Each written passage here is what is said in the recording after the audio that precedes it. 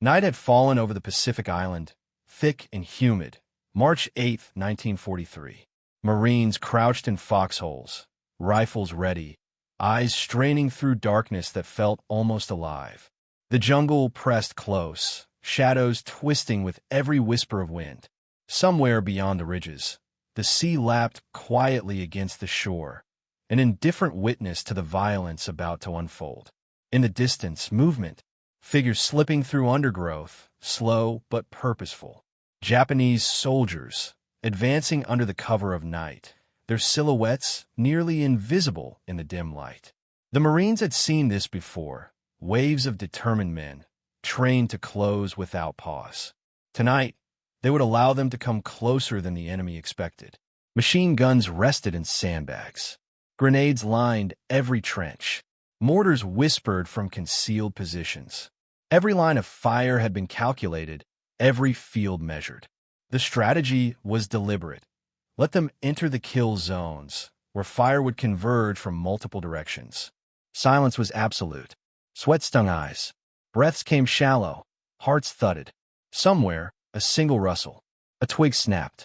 Then the first Japanese voices, low chants and muted commands, closing steadily, unaware of the trap awaiting them. 50 yards. 40. 30. The Marines waited, disciplined, every nerve taut, ready to release a storm of steel and fire that would kill 800 men before dawn. And in the quiet before the storm, the island itself seemed to hold its breath, waiting for the night to erupt. By early 1943, the Pacific War had become a grinding test of endurance, logistics, and tactical innovation. The Japanese expansion of 1941 to 42 had reached its limits, and the Allies were beginning to push back across the islands of the Central and South Pacific. Every atoll, every ridge, every beachhead became a microcosm of the larger struggle, a place where doctrine, terrain, and human will collided. The island in question, part of the Solomon Islands chain, held critical strategic value. Control of the island allowed airfields to dominate surrounding seas and threaten Japanese supply lines. For the Marines, it represented both a foothold for further operations and a trap. Dense jungle, limited space, and Japanese defenders determined to fight to the last man. Japanese defensive doctrine emphasized discipline and offensive counterattacks, even against entrenched enemies. Night assaults were common, with soldiers trained to close distances under cover of darkness, relying on stealth and sheer momentum. This approach was designed to negate superior firepower by forcing the enemy into hand-to-hand combat. Previous engagements had demonstrated that frontal assaults, while costly, could succeed if defenders overextended or lost cohesion. American Marines had learned the dangers firsthand. Early landings in the Pacific showed that direct attacks on fortified positions were often fatal. Commanders adapted quickly, developing defensive tactics that relied not on preemptive strikes, but on creating controlled kill zones. The principle was simple yet brutal. Allow the enemy to advance to a predetermined range, where interlocking fields of fire could maximize casualties while minimizing friendly exposure. Training and preparation for such engagements were meticulous. Each trench, foxhole, and machine gun nest was positioned with careful measurement of arcs and overlap. Mortar teams were placed to cover blind spots. Riflemen memorized sectors of fire. The terrain itself, jungle paths, ridgelines, and open clearings, was studied to funnel attackers toward the most lethal positions. Even the timing of illumination and flares was calculated to prevent Japanese forces from dispersing before reaching the kill zones. Japanese troops, meanwhile, operated under their own pressures. Morale was high, based on centuries of training and a rigid code of honor. Banzai charges and night assaults were designed to surprise and overwhelm, with soldiers trained to ignore fear, fatigue, and injury. Yet the jungle offered limited concealment against disciplined observers and coordinated fire. Japanese planners assumed speed and aggression would neutralize firepower, a miscalculation that would prove deadly. By the night of the attack, both sides had committed all available resources. The Marines' defensive positions had been reinforced with ammunition, grenades, and machine guns. Patrols and scouts provided early warning, and officers briefed men repeatedly on the plan. Allow the enemy to close, then unleash concentrated fire. The tension in the air was palpable. Every man understood the stakes. Failure meant being overrun. Success meant annihilating the attackers before they could breach the lines. In the shadows of the island, the human, tactical, and psychological threads of the coming battle were already intertwined, setting the stage for a night of carnage that would leave over 800 dead and redefine how close-quarters combat was waged in the Pacific. The night assault that would claim over 800 Japanese lives did not occur in isolation. It was the culmination of lessons learned across the early Pacific campaigns. American Marines had faced entrenched Japanese defenders at Guadalcanal, Tulagi, and other islands. Each battle revealed harsh truths. Frontal assaults were suicidal. Artillery and naval support were often limited, and Japanese troops excelled at night infiltration and surprise attacks. By late 1942, Marine commanders recognized that the key to survival lay not in stopping the enemy at a distance, but in controlling where and how the engagement occurred. Defensive doctrine evolved accordingly. The Marines created overlapping kill zones, where machine gun fire, rifles, grenades, and mortars would intersect. Soldiers were trained to hold their fire until the enemy reached the designated range. This required discipline, nerve, and absolute trust in the plan. Any premature shooting could alert attackers to alternative routes, reduce the effectiveness of the trap, and increase Marine casualties. Japanese strategy, conversely, relied on aggression and shock. Soldiers were expected to advance relentlessly, even under fire, with the understanding that death was preferable to retreat. Night attacks offered the dual advantage of concealment and momentum, but the approach had inherent vulnerabilities. Soldiers advancing in dense formations were exposed to coordinated overlapping fire, and the limited visibility increased the chance of panic and confusion once casualties began to mount. Logistical pressures shaped the confrontation. Japanese forces were often operating at the edge of supply lines, with limited ammunition and food, forcing commanders to commit everything in a single decisive push. Marines, meanwhile, had stockpiled resources and prepared defensive positions with engineers and planners, ensuring that the kill zones were fully reinforced. The combination of preparation and discipline tipped the scales toward the defenders. Psychological factors played a crucial role. Marines endured extreme heat, humidity, and the oppressive darkness of the jungle, waiting in tense anticipation. Each snapping twig or distant rustle heightened alertness, but also fatigue and fear. Japanese troops, conditioned for relentless assault, were driven forward by doctrine and expectation, unaware of the full extent of the trap awaiting them. As night fell, the stage was set. Both sides had committed fully. Attackers prepared to advance under cover of darkness, defenders ready to release a calculated storm of fire. The battle would not be determined by chance, nor by the individual courage of a few, but by doctrine, discipline, and the brutal calculus of modern warfare. The first sounds of the assault, the shuffle of feet, whispered commands, the snap of a twig, would soon give way to an eruption of fire that no man could escape once caught in the designated kill zones. For the Marines, the night was both terrifying and methodical. Soldiers crouched in trenches, sweat stinging their eyes, rifles leveled, hearts hammering. Every man understood the stakes. If the attackers breached their lines, chaos could become death. But discipline held. They waited, breath held, muscles tense, knowing the plan required the enemy to advance into the kill zones. Fear was present, but focused. The jungle amplified sounds. Distant rustles became threats. Snapped twigs suggested flanking movements, and the occasional distant shout sent adrenaline coursing through veins. Yet in these conditions, the Marines' training became their anchor. Years of rigorous preparation allowed them to transform fear into precision. Every grenade thrown, every trigger pulled, was part of a coordinated response that had been drilled repeatedly. For Japanese soldiers, the night offered both opportunity and danger. They advanced with the expectation of surprise and momentum. Formations pressed forward, chants whispered, swords and rifles ready. Their mindset was disciplined, almost ritualistic, death in the service of honor, charges without hesitation. But as they entered the Marines' prepared zones, panic and confusion began to emerge. Survivors' accounts later described a sudden, overwhelming torrent of fire that left little chance to react. This was a clash of human will. On one side, calm discipline honed through repetition. On the other, unwavering aggression conditioned by doctrine. The night magnified every heartbeat, every movement, every life on the line. The technological angle. Weapons determined the outcome almost as much as strategy. Marines relied on a combination of Browning M1917 and M1919 machine guns, M1 Garand rifles, and hand grenades. Mortars were positioned to cover blind spots, while pre-sighted arcs allowed multiple lines of fire to converge on the kill zones.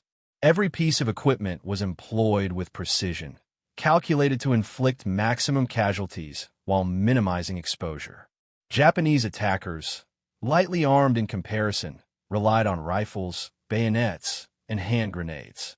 While effective in melee, these weapons could not penetrate the overlapping fields of fire established by the defenders.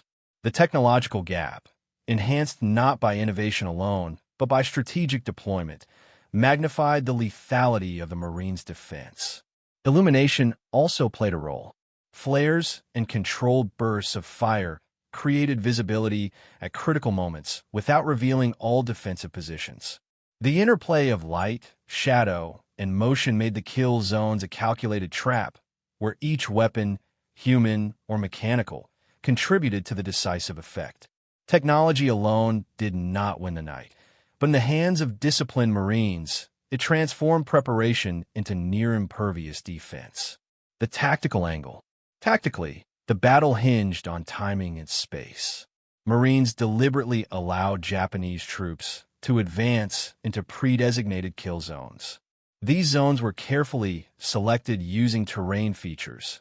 Clearings funneled attackers, trenches provided cover for defenders, and natural obstacles channeled movement into predictable paths. Fire was coordinated. Machine guns overlapped in arcs.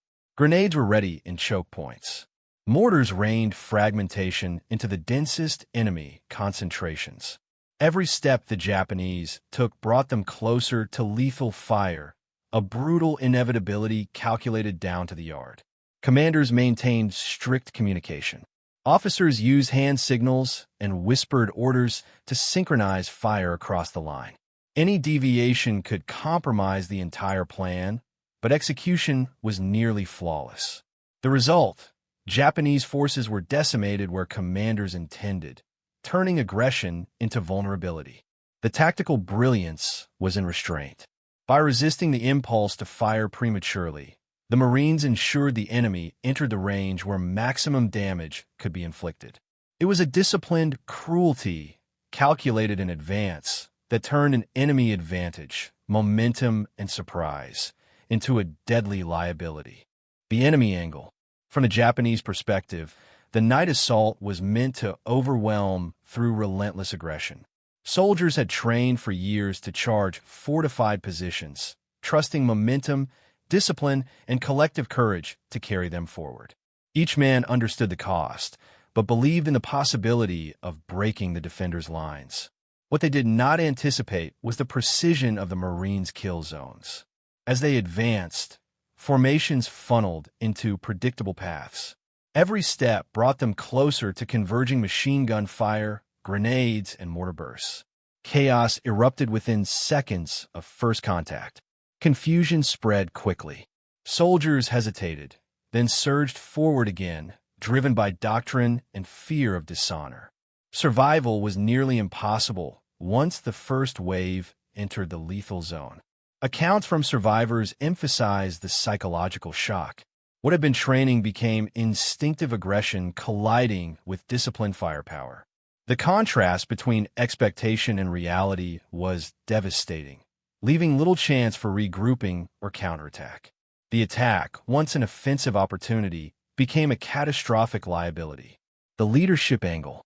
Leadership under the conditions of night combat required both foresight and composure. Marine officers and NCOs had studied the terrain, defined kill zones, and briefed men repeatedly on timing and fields of fire. In the chaos of the assault, they had to enforce discipline while managing fear, ensuring that no one fired too soon, revealing the trap prematurely. Officers moved between trenches, signaling positions, checking readiness, and maintaining morale under extreme stress. Decisions had to be instantaneous: when to open fire, when to adjust arcs, and when to direct mortar teams. Each choice carried immediate life and death consequences. On the Japanese side, leadership demanded aggression despite mounting casualties.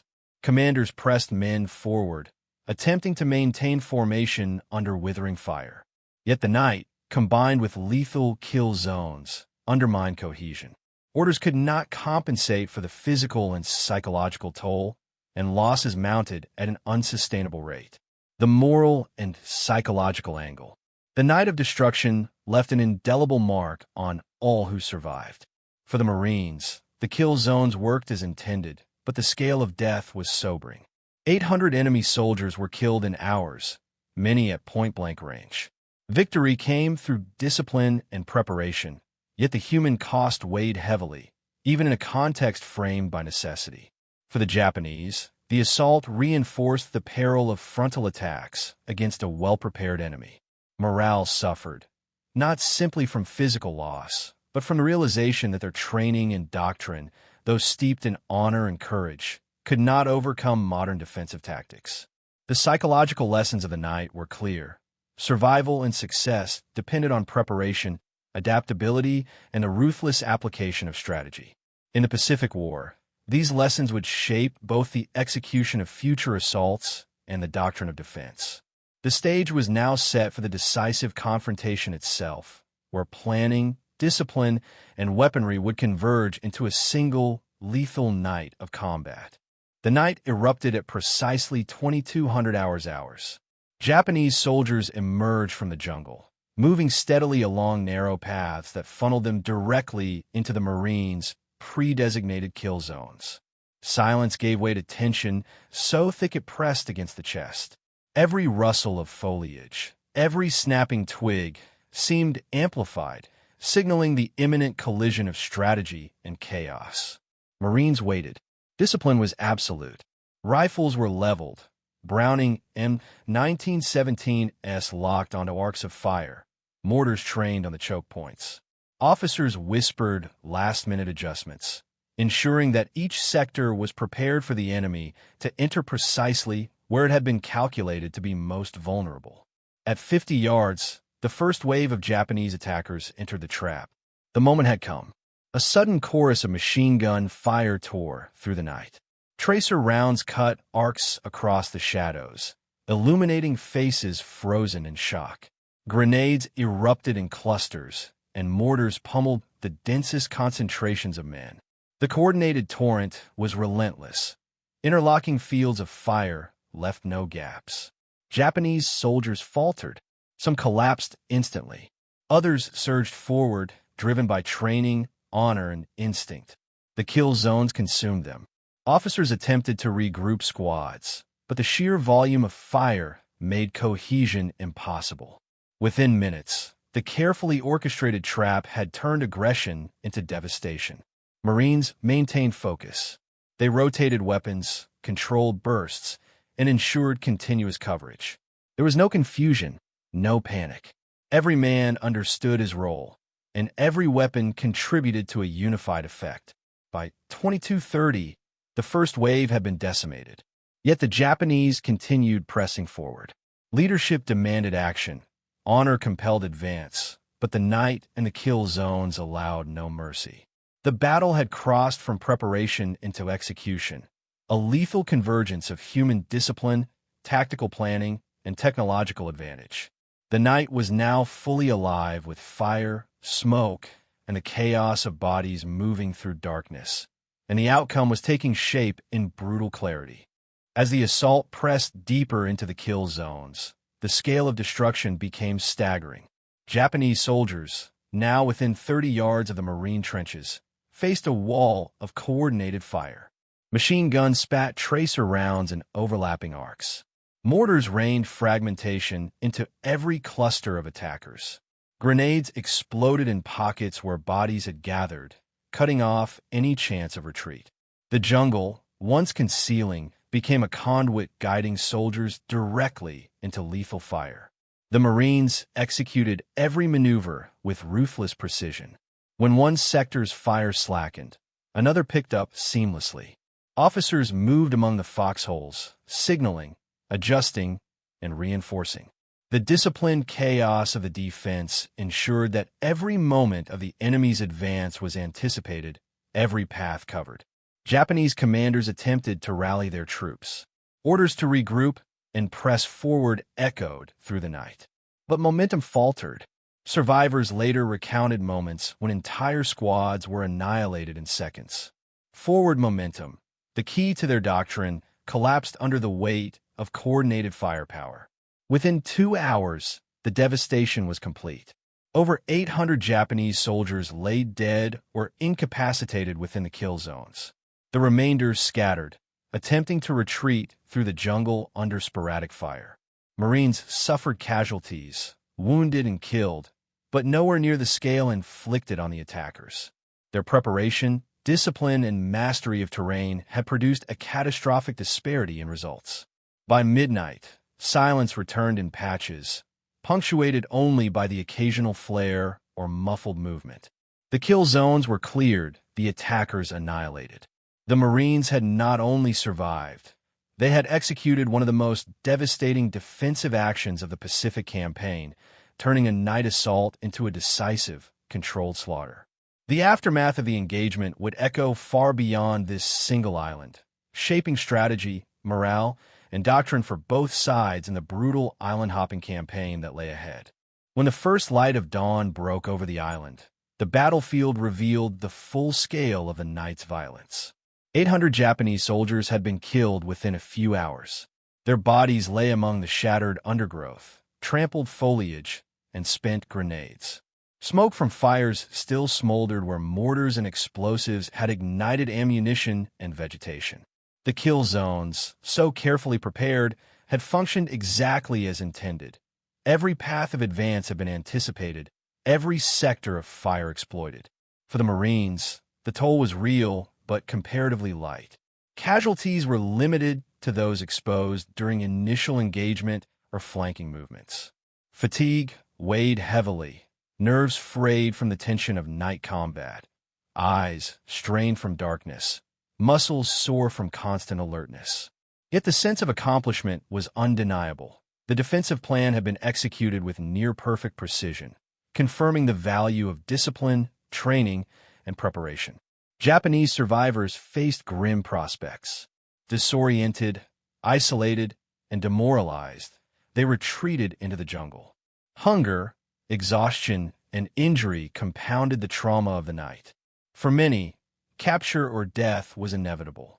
Those who escaped would carry the memory of this slaughter into future campaigns, a psychological wound that would shadow Japanese planning and morale. Strategically, the outcome sent a powerful message.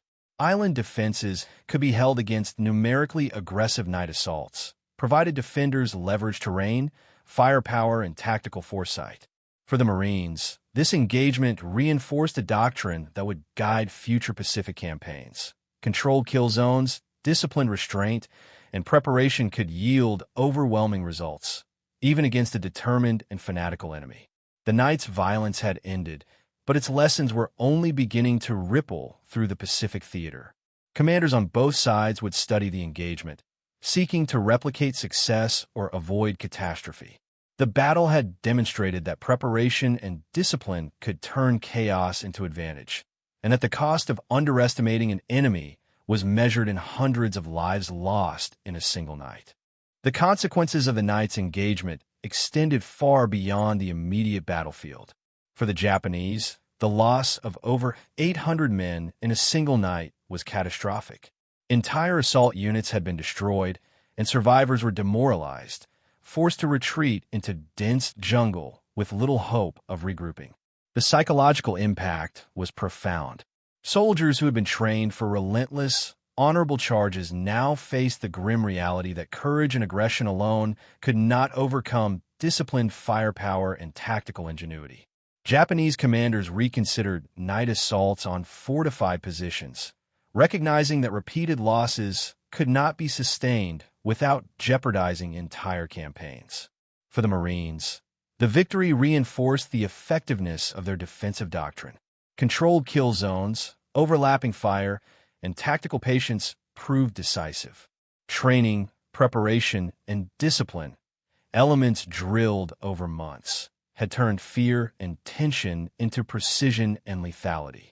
The success of this engagement provided a template for future island defenses across the Pacific, influencing doctrine from Tarawa to Peleliu and beyond. Strategically, the engagement shaped the broader island-hopping campaign. Japanese forces, once confident in the effectiveness of night attacks and banzai charges, were forced to adopt more cautious approaches. Supply lines became vulnerable, assaults less frequent, and the initiative increasingly shifted to Allied forces. Conversely, Marine confidence in their methods surged. They understood that disciplined preparation and coordinated fire could offset numerical and psychological advantages held by the enemy. The night also left a moral imprint.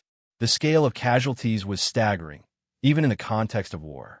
Surviving Marines carried the weight of the human cost, while Japanese soldiers faced both the trauma of defeat and the cultural imperative of honor lost on the battlefield. The engagement illustrated a stark truth of modern warfare. Preparation, discipline, and strategic patience could achieve results of staggering lethality, but at the unavoidable expense of human life. The battlefield was silent now, but its lessons were enduring. They would echo through subsequent campaigns, shaping tactics, strategy, and the mindset of soldiers on both sides. The night had demonstrated the lethal intersection of doctrine, terrain, and human will, and the consequences that followed would resonate long after the smoke cleared. The night of carnage on that Pacific island stands as a stark lesson in the brutal calculus of modern warfare. 800 lives were extinguished in hours, yet the event was not the result of chance. It was the product of preparation, discipline, and calculated strategy. The Marines' decision to let Japanese troops advance into kill zones was not cruelty for its own sake. It was a tactical choice, grounded in doctrine and the hard-won experience of earlier battles. This engagement highlights the intersection of human will, technology, and terrain. Every weapon, every trench, every arc of fire had been considered in advance. Discipline transformed fear into precision, and restraint became a tool of lethal effectiveness.